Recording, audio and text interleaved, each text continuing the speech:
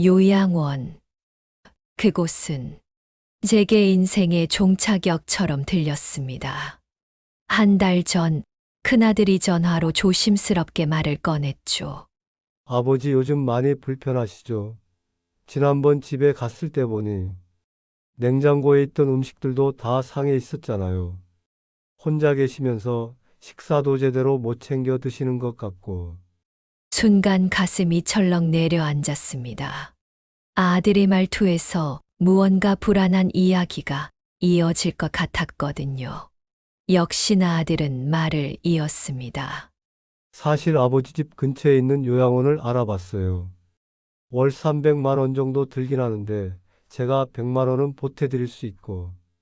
둘째와도 의논해 봤는데 아버지 혼자 계시는 거 불안해서 둘째도 하겠대요. 순간 화가 치밀었습니다. 내가 언제 너희 보고 돈 달라고 했니? 교원연금이면 충분해. 넉넉하진 않지만 내 몸 하나 건사하는데 그 정도면 됐다. 아버지 연금으로는 부족하세요. 병원비에 약값도 점점 늘어나고 얼마 전에는 넘어지실 뻔했다는 이야기도 들었어요. 고모한테 연락 받았거든요. 혼자 계시다 큰일 나면 어떡하시려고. 고모가 쓸데없는 이야기를 했네. 나 아직 멀쩡해. 내 엄마 떠나고 2년 동안 혼자 잘 지냈잖니. 그게 아니라 아버지 약 드시는 거 깜빡깜빡 하시는 것도 그렇고 냉장고에 유통기한 지난 음식들도 그렇고 저희가 걱정되는 게 당연하잖아요. 응, 요즘 요양원은 옛날과는 달라요. 비슷한 연배의 분들이 많이들 계시니 말동무도 생기실 거고 간호사 쌤들이 24시간 있으니까 응급 상황이 생겨도 바로 대처할 수 있고요. 그만해. 난 안 가. 나를 어디 감옥에다 보내려고 그러니? 아버지 무슨 말씀을 감옥이라뇨. 그냥 편하게 지내실 수 있는 곳이에요. 아버지 친구분 중에서 이미 들어가 있는 분도 계시잖아요. 다들 잘 지내신다고. 그래.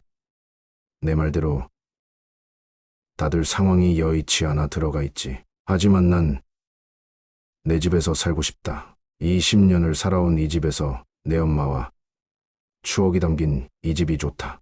목소리가 떨려왔습니다. 아들도 잠시 말을 잃었나 봅니다. 아버지 저희도 아버지가 불편하시길 원해서 그러는 게 아니에요. 갑자기 쓰러지시기라도 하면 생각만 해도 가슴이 떨립니다. 부산에서 달려가면 최소 3시간 그 시간 동안 얼마나 많은 일이. 알아. 내 마음도 이해해. 하지만 내가 죽으면 죽었지. 요양원에는 안 가. 지금은 싫다. 아버지, 내가 아직 정신은 멀쩡하잖니. 몸도 그렇게 불편한 것도 아니고 그저 가끔 어지럽고 무릎 조금 아픈 것뿐인데 그것 가지고 왜 사람을 요양원에 넣으려 그래? 전화기 너머로 아들의 한숨 소리가 들렸습니다. 알겠습니다. 일단 더 지켜보시죠. 하지만 제발 약은 잊지 말고 제 시간에 꼭 챙겨 드시고요. 냉장고에 음식도 자주 확인하시고, 어지러우시면 급하게 움직이거나 무리하지 마시고, 그래. 걱정하지 마라. 전화를 끊고 나니 마음이 무거웠습니다. 아들의 걱정도 이해가 됩니다. 하지만 요양원, 그곳에 가면 제 인생은 정말 끝나는 것만 같았습니다. 지금 저는 매달 받는 연금 160만 원으로 편안한 노후를 보내고 있습니다. 간병인도 없이 요양원도 가지 않고 말이죠. 어떻게 이런 일이 가능했는지 제 이야기를 들려드리고 싶습니다. 한번 들어보시겠어요? 아내가 살아있을 때가 그립습니다. 매일 아침 6시 50분이면 어김없이 구수한 커피 향기가 저를 깨웠습니다. 아내는 현미와 통보리를 섞어 커피를 내렸죠. 여보, 이게 위에도 좋고 커피 맛도 좋아요. 처음엔 쓰다고 투덜거렸지만 어느새 그 맛을 좋아하게 되었습니다. 아침 식탁에는 늘 정갈한 반찬 서너 가지가 있었어요. 특히 아내가 끓이는 된장찌개는 최고였습니다. 소박하지만 따뜻한 밥상. 지금도 눈을 감으면 그 맛이 떠오르네요. 산책은 우리의 아침 일과였습니다. 봄이면 벚꽃 구경을 핑계로 더 오래 걸었고, 여름이면 보리차를 들고 나와 중간중간 쉬어가곤 했죠. 가을이면 낙엽을 밟으며 걸었는데, 아내는 그 소리가 좋다며 일부러 낙엽 위로만 걸었습니다. 겨울이면 서로 이 손을 꼭 잡고 살얼음 낀 길을 조심스레 걸었죠. 병원에 갈 때면 아내는 미리 약봉지와 진료 카드를 챙겨두었습니다. 제가 깜빡할까봐 약봉지에다 일일이 포스트잇을 붙여놓기도 했죠. 병원 대기실에서 오래 기다릴 때면 몰래 준비해온 간식을 나눠 먹었습니다. 여보, 약 먹기 전에 뭐라도 먹어야지. 그런데 아내가 떠나고 나서 처음 한 달은 정말 힘들었습니다. 40년 동안 매일 아침 듣던 아내의 목소리가 없으니 눈을 뜨는 것조차 두려웠습니다. 이불을 걷어내기가 싫어서 한참을 뒤척이다가 해가 중천에 떠서야 겨우 일어나곤 했습니다. 식사는 더 큰 문제였습니다. 처음에는 큰며느리가 휴가 내고 며칠 와서 도와줬지만 그것도 잠시. 결국 혼자 섞인 일을 해결해야 했죠. 어느새 냉장고에는 제때 먹지 못해 상한 음식들만 가득했고 설거지는 쌓여만 갔습니다. 약 먹는 것도 자꾸 깜빡했습니다. 먹었나 안 먹었나 헷갈려서 하루 종일 고민하다가 결국 안 먹은 게 확실해서 저녁에 먹었는데 다음 날 보니 이미 먹은 약이더군요. 하루에 2번을 먹은 거였습니다. 이대로는 안 되겠다 싶어서 도우미를 알아보기 시작했습니다. 동네 복지관에서 소개받은 가사도우미 소개소를 찾아갔습니다. 하루 6시간 기준으로 월 200만 원입니다. 식사 준비, 청소, 빨래, 약 챙기기까지 다 해드리고요. 숨이 막혔습니다. 제 연금이 딱 160만 원인데 그걸 전부 도우미에게 주고 나면 저는 어떻게 살아야 할지.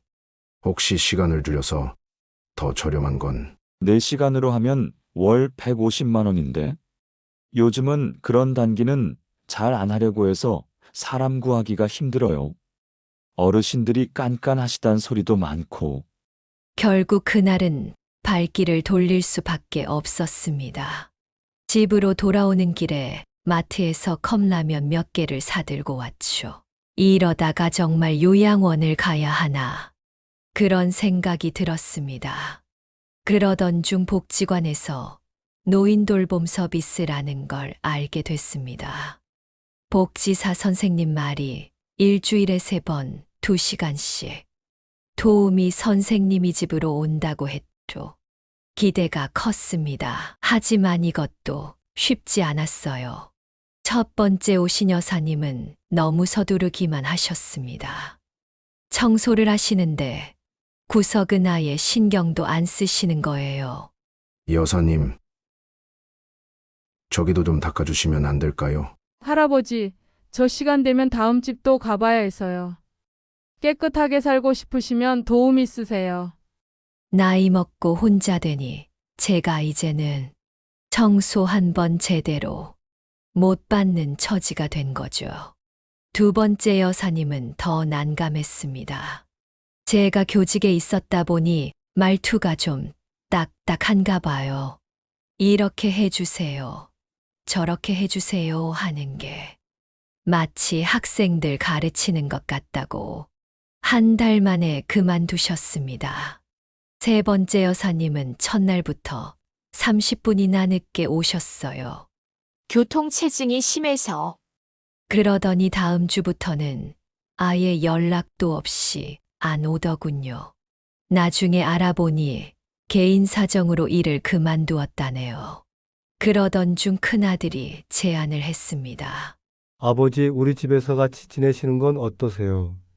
잠시 마음이 흔들렸습니다. 아들도 며느리도 착하니 잘 풀릴 수도 있지 않을까. 일주일만 시험 삼아 살아보기로 했죠.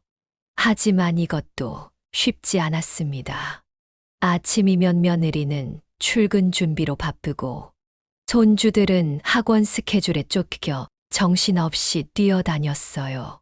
거실에 나가 앉아 있는 것조차 눈치가 보였습니다. 아버님 식사는 제가 갖다 드릴게요. 방에서 편하게 드세요. 며느리의 말은 분명 배려였겠지만 제게는 식탁에서 함께 먹지 말자는 말로 들렸습니다. 마치 남의 집에 얹혀 사는 것 같은 기분. 가시방석이 따로 없었습니다. 밤에는 더 힘들었습니다. TV를 보고 싶어도 손주들 공부한다고 소리를 줄여야 했고, 화장실 가는 발자국 소리까지 조심해야 했죠. 한밤중에는 화장실이 가고 싶어도 참았습니다. 물 내리는 소리도 조심스러웠고, 이불 속에서 새벽이 오기만을 기다린 날도 많았죠. 결국 일주일 만에 제 집으로 돌아왔습니다.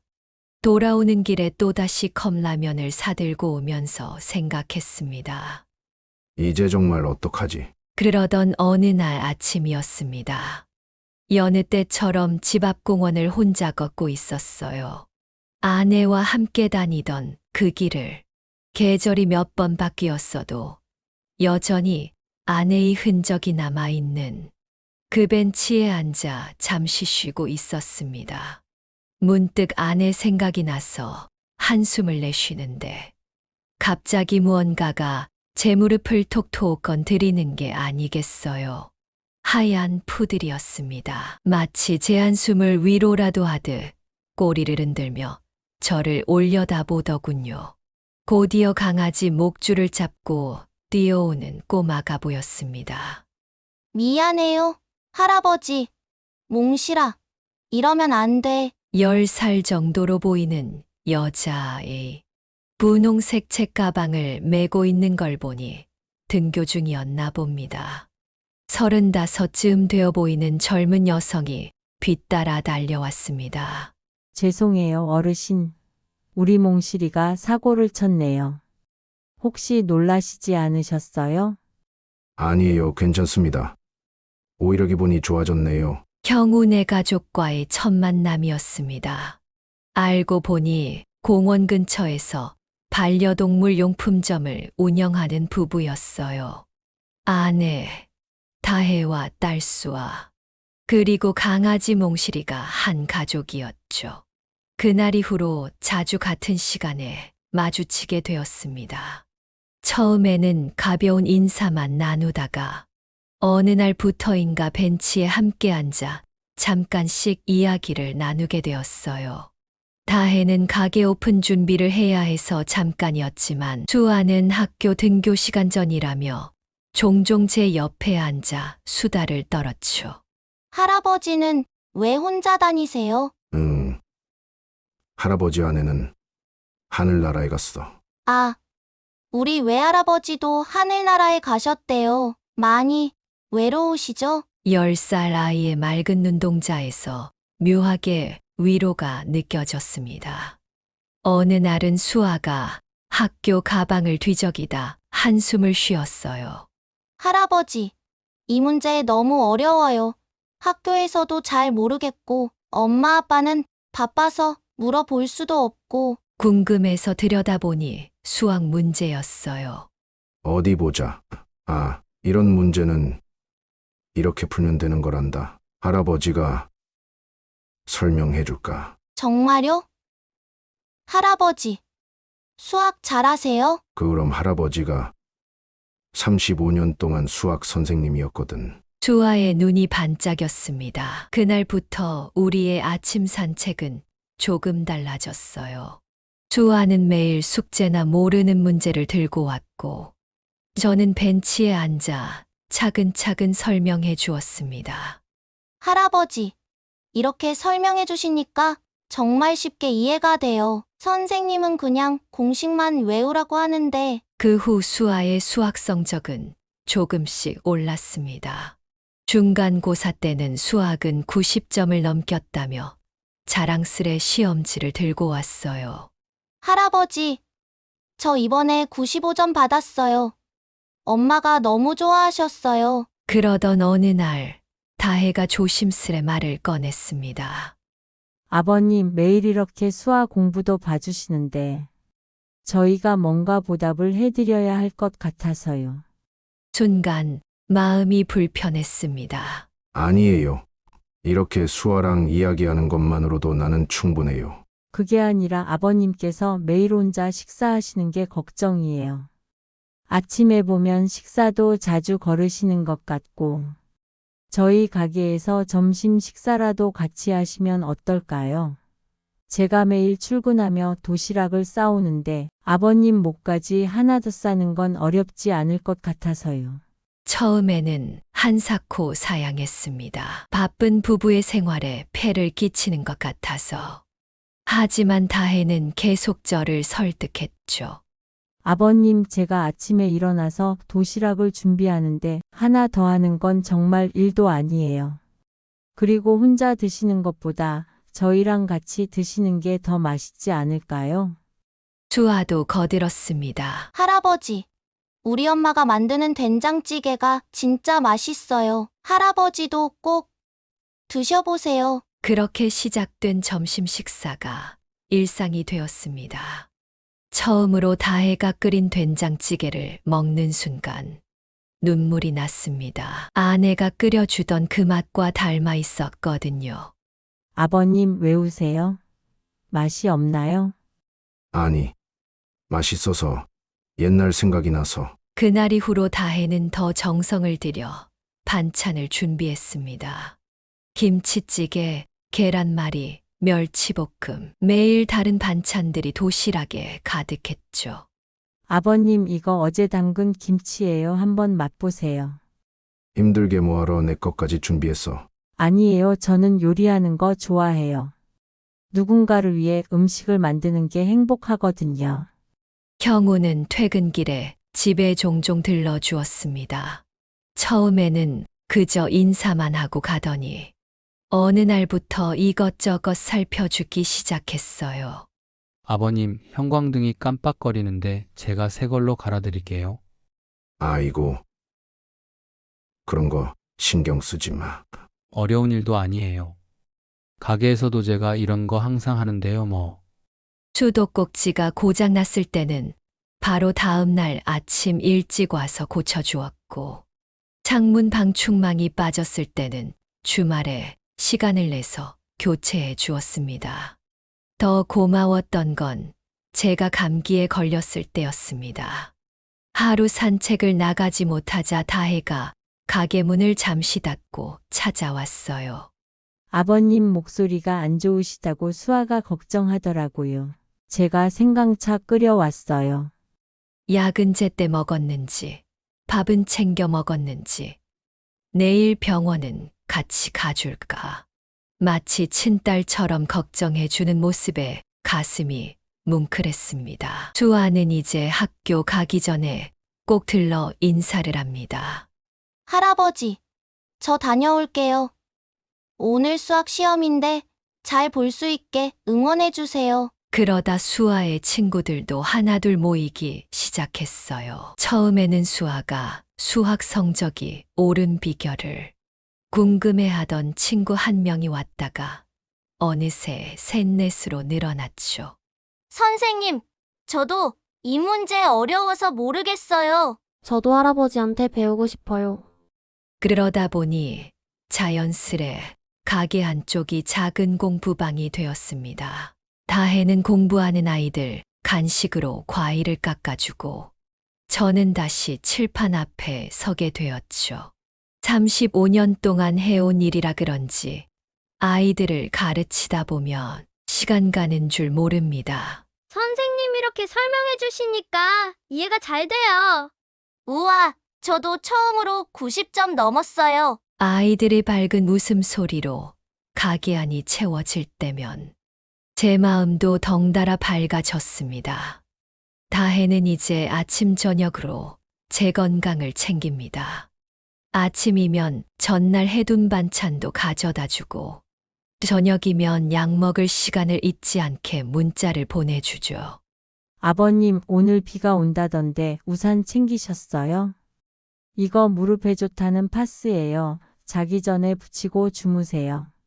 주말이면 형우가 와서 집안 구석구석을 살펴봅니다. 싱크대 수전이 낡았다며 교체해주고, 창틀 틈새로 바람이 들어온다며 방풍 테이프를 붙여주고, 제가 미처 신경 쓰지 못했던 것들까지 꼼꼼하게 챙겨주더군요. 아버님, 화장실 문턱이 좀 높아요. 제가 주말에 와서 낮추어 드릴게요. 혹시라도 넘어지시면 안 되니까. 특히 좋은 건 이제 더 이상 외롭지 않다는 겁니다. 아침에 눈을 뜨면 수아가 보내준 메시지를 확인하는 게 일과가 되었어요. 할아버지, 오늘도 좋은 하루 보내세요. 저는 학교 다녀와서 수학 문제 물어볼 거 있는데 꼭 가게에 들를게요. 이런 간단한 인사가 하루를 시작하는 힘이 됩니다. 때로는 수아가 찍어 보내는 하늘 사진, 때로는 다혜가 보내주는 오늘의 날씨 안내, 작은 메시지 하나에도 마음이 따뜻해집니다. 얼마 전에는 제 생일이었는데 이 가족이 깜짝 파티를 해주었어요. 할아버지, 생신 축하드려요. 제가 직접 카드 만들었어요. 아버님, 저희가 정성껏 준비했어요. 맛있게 드세요. 케이크 초를 불며 소원을 빌었습니다. 이 행복이 오래오래 지속되기를. 그러던 어느 날이었습니다. 큰아들이 전화로 또다시 요양원 이야기를 꺼냈을 때 처음으로 자신 있게 말할 수 있었어요. 걱정 마라. 나는 이제 혼자가 아니야. 좋은 가족이 생겼단다. 전화기 너머로 잠시 침묵이 흘렀습니다. 아버지 정말 괜찮으신 거예요. 고모한테 전화 왔었는데 컵라면만 드신다고. 그건 옛날 얘기지. 이제는 매일 따뜻한 밥도 먹고 약도 잘 챙겨 먹고 있어. 정말요. 누가 그렇게 잘 돌봐주시는데요. 주말에 한번 놀러 오너라. 내가 직접 보면 알 거다. 얼마 후 아들 내외가 찾아왔습니다. 마침 토요일이라 수아의 공부방이 열려 있을 때였죠. 가게 안쪽에서는 4~5명의 아이들이 수학 문제를 풀고 있었고, 다혜는 간식을 준비하고 있었습니다. 할아버지, 이 문제요. 선생님, 저도 질문 있어요. 분주하게 아이들 사이로 가며 설명하는 제 모습을 보더니 아들의 눈가가 촉촉해지더군요. 아버지, 오늘 정말 행복해 보이세요. 다혜가 준비한 점심을 다 같이 먹으면서 이야기를 나눴습니다. 제가 어떻게 이 가족을 만나게 됐는지, 수아의 수학 공부를 도와주면서 우리가 어떻게 가까워졌는지. 아버님께서 수아를 이렇게 잘 봐주시니까 저희가 오히려 더 감사하죠. 다혜가 말했습니다. 맞아요. 우리 수아가 이렇게 공부도 잘하고 밝게 자라는 것도 다 아버님 덕분이에요. 형우도 거들었죠. 아들은 돌아가는 길에 제 손을 꼭 잡았습니다. 아버지, 이제 정말 안심이 되네요. 죄송해요. 요양원 얘기를 꺼냈던 거. 괜찮다. 아빠 걱정하는 마음은 이해하니까. 근데 이제는 정말 걱정하지 마라. 내가 보다시피 이렇게 좋은 가족이 생겼잖니. 딸처럼 살뜰히 챙겨주는 다혜, 아들처럼 든든한 형우, 그리고 손녀 같은 수아. 피는 섞이지 않았지만 마음으로 맺어진 이 특별한 가족과 함께라면 앞으로의 시간도 외롭지 않을 것 같았습니다. 얼마 전 수아가 제게 물었습니다. 할아버지, 우리가 진짜 가족이 된 거예요? 그럼 가족이란 게 꼭 피가 섞여야만 하는 건 아니란다. 서로 아끼고 사랑하는 마음, 그게 바로 진짜 가족이지. 그럼 저는 할아버지, 손녀 맞죠? 그래. 우리 수아가 할아버지 손녀지. 그 말을 하는데 왜 이렇게 눈물이 나던지. 이제는 더 이상 외롭지 않습니다. 매일 아침 누군가 반겨주고 매일 저녁 누군가 안부를 물어주는 그런 평범하지만 행복한 일상이 계속되고 있으니까요. 지금까지 영상이 좋으셨다면 아래 있는 구독과 좋아요 버튼을 눌러주세요. 다음 이야기를 보다 빨리 만나보실 수 있습니다. 여러분의 소중한 의견은 댓글로 남겨주세요. 항상 건강하시고 행복하시길 응원합니다. 어느덧 1년이 지났습니다. 오늘도 아침 일찍 수아가 학교 가기 전에 들렀어요. 할아버지, 제가 이번에 수학 경시대회에서 상을 받았어요. 할아버지가 가르쳐 주신 덕분이에요. 상장을 꺼내 보여주는 수아의 얼굴에서 자부심이 느껴졌습니다. 다혜는 그 모습을 사진으로 찍어 보이며 눈시울을 붉혔죠. 아버님, 수아가 이렇게 달라질 줄은 몰랐어요. 예전에는 수학만 하면 울상이었는데 이제 퇴근하는 길에는 저희 집에서 저녁을 같이 먹고 갑니다. 삼겹살이라도 구워 먹을 때면 형우가 고기를 굽고 다혜는 상추를 씻고 식탁에 둘러앉아 하루 일과를 나누는 그 시간이 참 행복합니다. 지난주에는 재미있는 일도 있었어요. 아파트 단지에서 저를 수학 선생님 할아버지라고 부르는 아이들이 늘어나면서 이웃 어른들이 저를 찾아오더군요. 선생님은 어떻게 이렇게 좋은 방법을 찾으셨어요?